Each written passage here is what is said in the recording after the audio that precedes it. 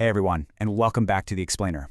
Today we're diving into a literal game changer for India's modern history.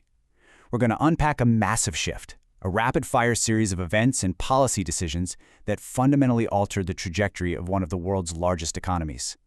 If you've ever wondered how India transitioned from a heavily regulated mixed economy to the global powerhouse we see today, well, you're in the exact right place.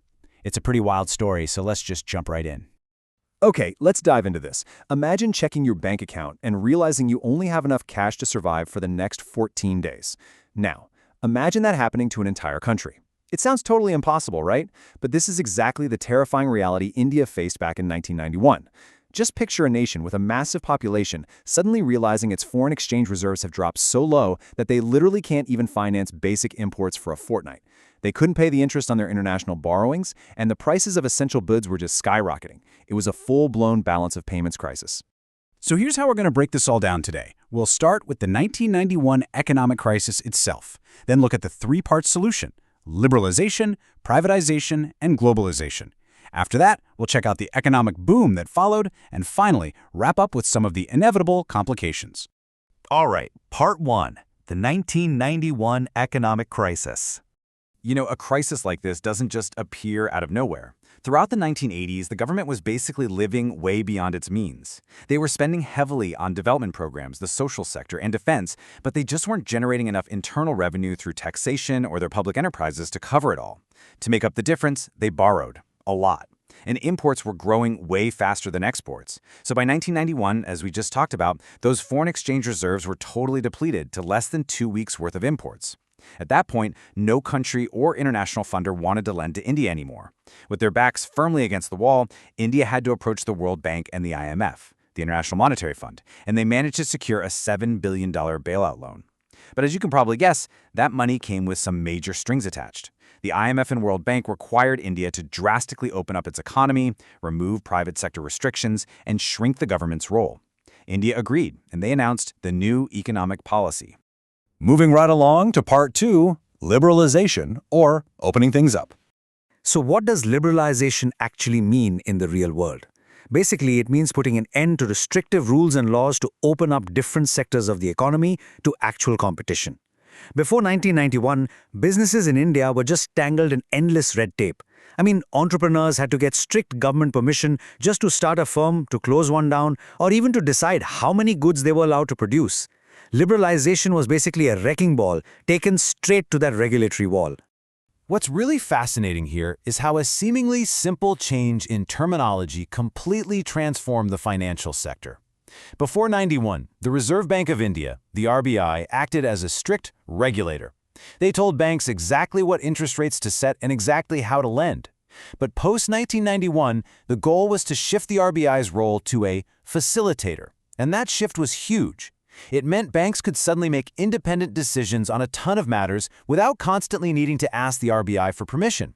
It completely opened the door for private sector banks and foreign investment. Man, the deregulation certainly didn't stop there. It was a rapid-fire transformation. Industrial licensing was almost entirely abolished, except for a few sensitive categories like alcohol and hazardous chemicals. Goods that were previously reserved strictly for small-scale industries were de-reserved, meaning anyone could jump in and produce them. Over in the financial sector, the limit for foreign bank investment was bumped all the way up to around 74%. Plus, the rupee was deliberately devalued against foreign currencies to immediately boost the inflow of foreign exchange and help transition toward a market-determined exchange rate. It was literally a total rewrite of the rulebook.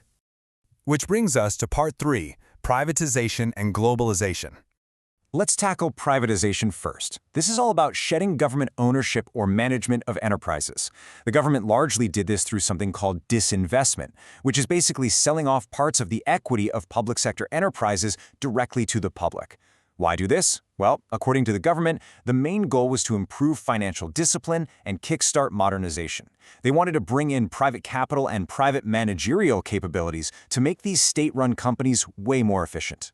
Then we have the final piece of the puzzle, globalization. Now this was really the ultimate end game of the reforms, integrating the national economy with the world economy. It's all about creating networks and activities that transcend geographic boundaries, aiming for a borderless world where events happening miles away directly influence the local economy. India made this happen by dismantling quantitative restrictions on imports and exports, slashing tariffs, and throwing the doors open to foreign direct investment. And as you can imagine, this integration into the global economy sparked a massive shift, which is brilliantly illustrated by the rise of outsourcing. As fast modes of communication and information technology grew globally, companies in developed nations started looking outward for services, things like customer support, record-keeping, and computer services. Because India had incredibly competitive wage rates paired with a highly skilled English-speaking IT workforce, it quickly became the premier global destination for BPO, or business process outsourcing. Okay, so what were the actual macroeconomic results of throwing those doors open? Let's look at part 4, the economic boom. The data here is pretty wild. In the pre-reform period, so 1980 to 1991, overall GDP growth was sitting around 5.6%. But jump ahead to the 2021 to 2022 period, and that number had surged to 9.4%. But, and this is absolutely crucial to understand, look at where that growth is coming from. While agriculture actually decelerated, the services sector completely exploded, hitting 9.2% and even touching 10% in earlier periods. The post-1991 era saw this rapid, continual GDP growth that was driven almost entirely by a booming services sector. To really put this turnaround into perspective, remember that terrifying 2-week survival window we talked about at the beginning of the explainer? Back then, India had a meager $6 billion in foreign exchange. Fast forward to the 2023 to 2024 period, and as a direct result of opening the economy to foreign direct and institutional investment, India's foreign exchange reserves hit a staggering $646 billion.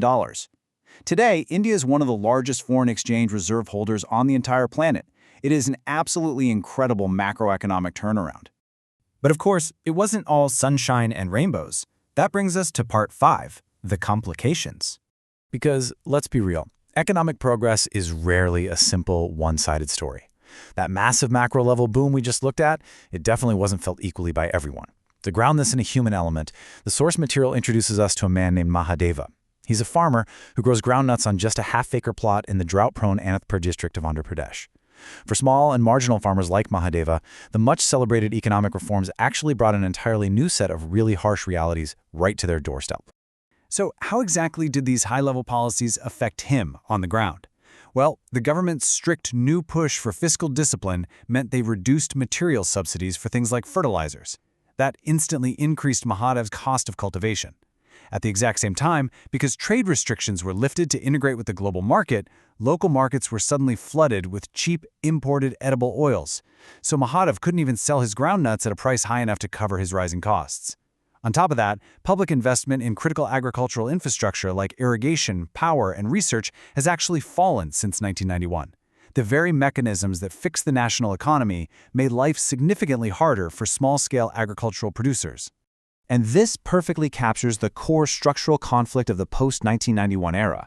It's really a tale of two economies. On one side, you have an exploding IT and services sector, massive foreign exchange reserves, and hugely successful exports in things like auto parts and pharmaceuticals. But on the flip side, you have a decelerating agricultural sector, struggling with removed subsidies, alongside domestic manufacturing industries that were suddenly left super vulnerable to a flood of cheaper foreign imports because of inadequate domestic infrastructure. It's a stark, undeniable divide. So, what does this all mean? As the source text asks us to appraise this historic era, we're left with a really provocative question to ponder. Can an economic reform be considered a total success if it creates a phenomenal, multi-billion-dollar service sector boom, but leaves massive, foundational sectors like agriculture trailing so far behind? It's a deeply complex legacy. It shows us that while opening an economy can definitely save a nation from the brink of collapse, it also completely redefines who wins and who struggles in the new global market. Thank you so much for joining me on this explainer. I really hope this helps structure your understanding of India's 1991 economic reforms. Keep questioning the data, and I'll see you next time.